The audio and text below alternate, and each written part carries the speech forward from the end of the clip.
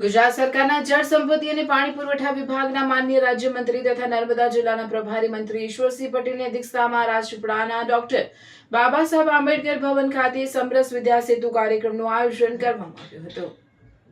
આ પ્રસંગે રાજ્યમંત્રી ઈશ્વરસિંહ પટેલે જણાવ્યું હતું કે શિક્ષણ જીવનના સર્વાંગી વિકાસનું પ્રથમ પગથિયું છે। વડાપ્રધાન નરેન્દ્રભાઈ મોદીએ મુખ્યમંત્રી તરીકેના કાર્યકાળ દરમિયાન વર્ષ 2003માં નર્મદા જિલ્લાના દેડિયાપાડાથી શાળા પ્રવેશોત્સવ અભિયાનનો પ્રારંભ કરાવ્યો હતો।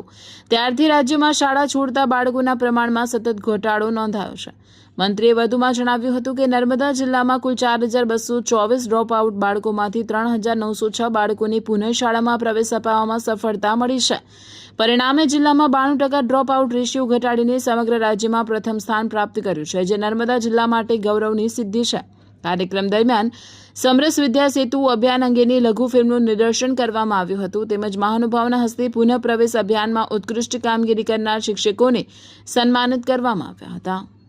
વિદ્યાર્થીઓ તો એ પૈકીના 3906 જેટલા વિદ્યાર્થીઓને ફરી પુનઃ પ્રવેશ કરીને 318 જે બાકી છે એમાં એમને પણ ફરી લાવીને અત્યારે સમગ્ર ગુજરાતની અંદર નંબર 1 ઉપર સિદ્ધિ પ્રાપ્ત કરશે 92%।